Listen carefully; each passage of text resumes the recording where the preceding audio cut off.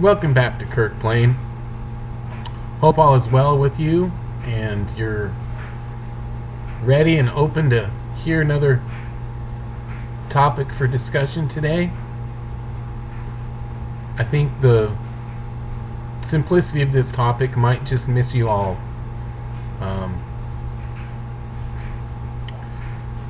I think the realm of spirituality has outdone itself and it's provided you every flavor and every ingredient and every item you could possibly need, and yet people are still unsatisfied. It's like the buffet of spiritual information is so full that we're gluttons and we just have so much information that we just keep consuming and getting fatter and fatter and fatter, but never really become strong and nourished by the information. We just keep gorging and bloating, and it doesn't bring health to our bodies. It just brings obesity to the body and the spirit and the mind.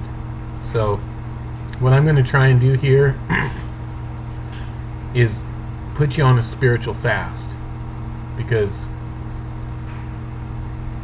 many of us have been in this spiritual game since our childhood,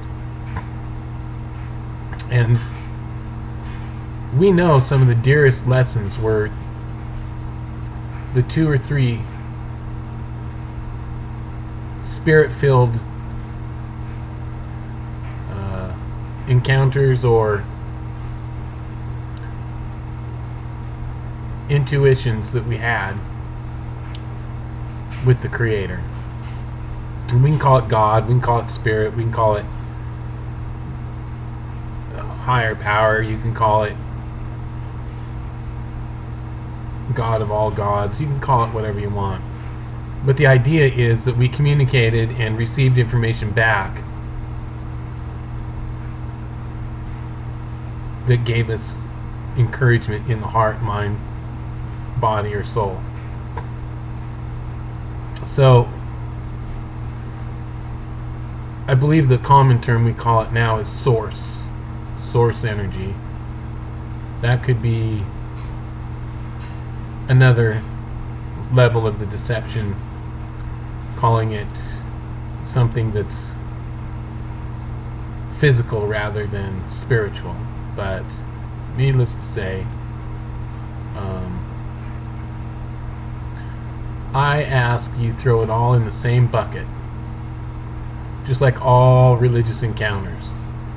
Let's call them Catholic, let's call it Baptist, let's call it Pentecostal, let's call it Methodist, let's call it Lutheran, let's call it whatever you want, Jehovah's Witness. Put it all in the same bucket. That same 5-gallon bucket, and let's call that your brain. Okay? Some of that crap you just don't need. Some of that garbage you learn just is ineffective and should be thrown away.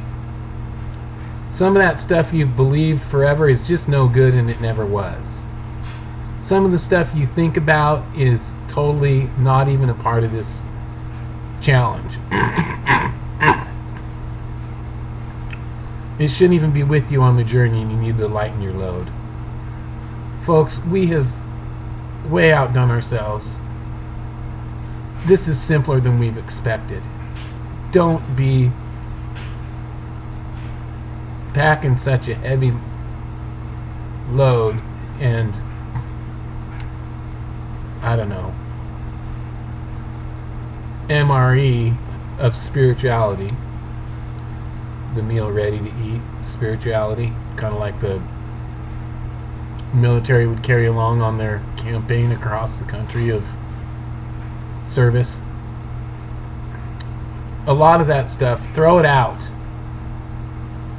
Just throw it out. You know what it is. It's no good. and come back to the basics. Here is the basics. Anything of spirituality does not come cheap. There is no fast food for spirituality. There is no quick meal. There is no fast road. There is no drive-through spirituality. Okay? It's all hard work. It's all keeping in step with the Spirit day by day. If you're a fast food smorgasbord spiritual consumer, stop hitting the drive-through. Stop going to the buffets. Stop going to the conferences. Stop sitting in the church. Stop going to all the studies. Stop. You are a spiritual glutton, and I call you to fast and stop and sit and focus back upon what's true. Literally just stop. Find that connection again. Find that relationship. It's gone. The evidence of the world is that it's gone. Everybody around you attends a church or has a religious practice, and they're all insane. You know they are. Everyone at work, everyone at the church, everyone at the bar that you go to, everyone everywhere. You know I'm telling you the truth. People are crazy. People have lost it. They're off track.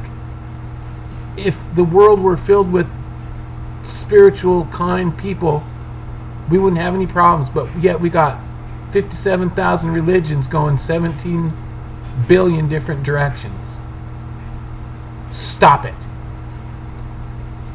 Spirituality comes from within. You are your own spiritual guide. Nobody from outside you can guide you. You have a connection to God, and you are to follow it. And it consists of you and your mind and your soul and nobody else. I don't care what the Bible says. It's wrong. You're wrong. The whole thing was created to distract you. That's why everybody's distracted in religion. I know you can't handle that. I know that's a little outside of your little religious box. But remember, I took the lid off your 5-gallon bucket. That's all you got, and it's all garbage.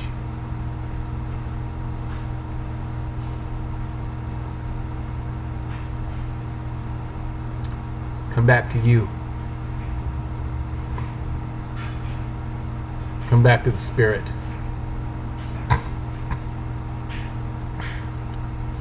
Return to your body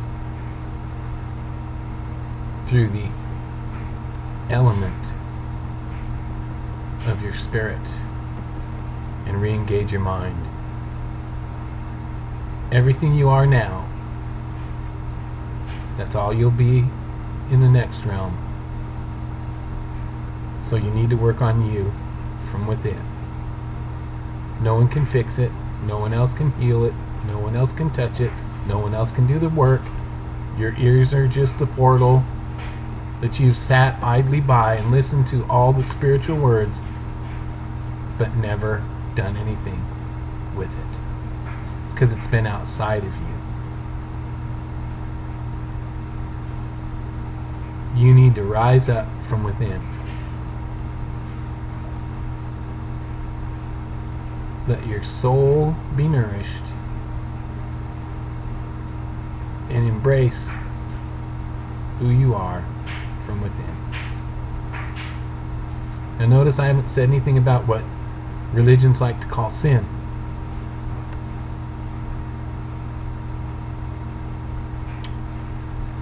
I'm sorry.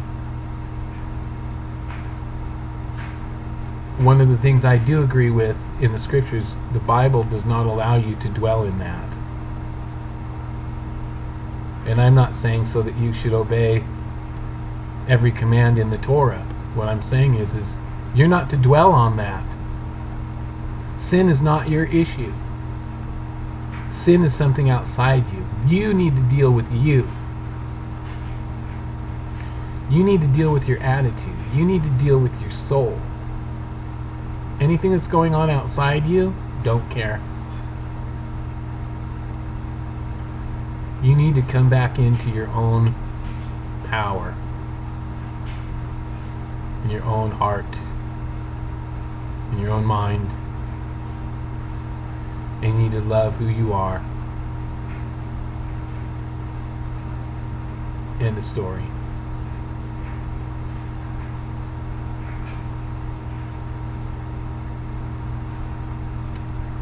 You were created.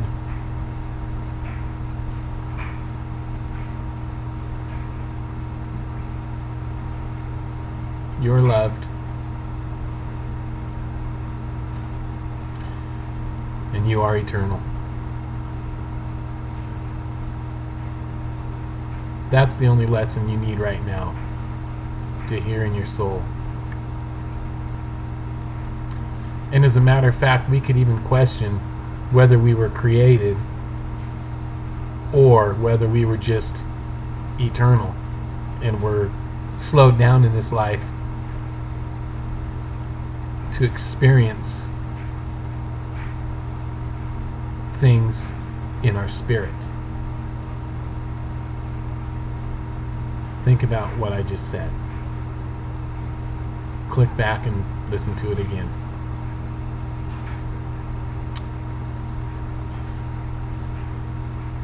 Life here is an experience between you and this world and your mind and your soul, where you have the power and the authority and the will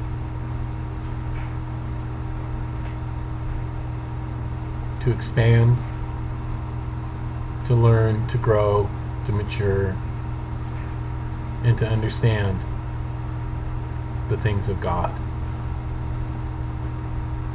And even one step further, be it if you are eternal, and you are, then you may very well need to relate to the spiritual realm as a God.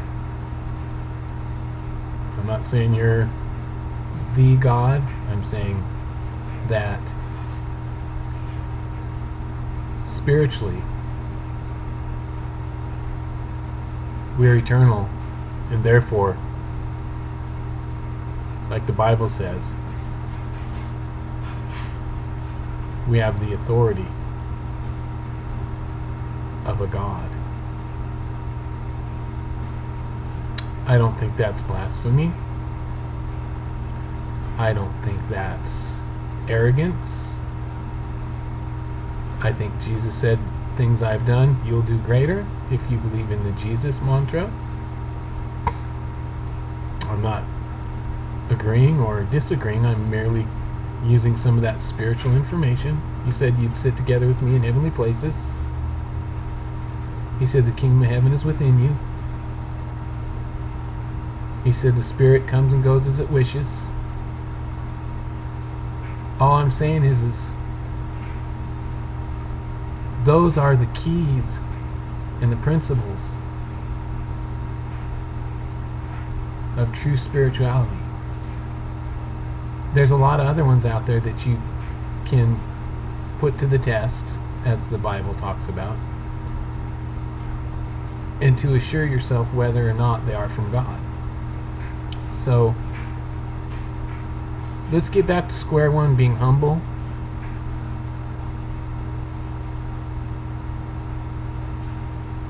Youthful, powerful,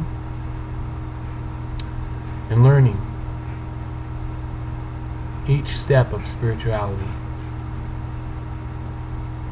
as we go from being a child in the understanding to a mature and confident and powerful individual for what we call eternity.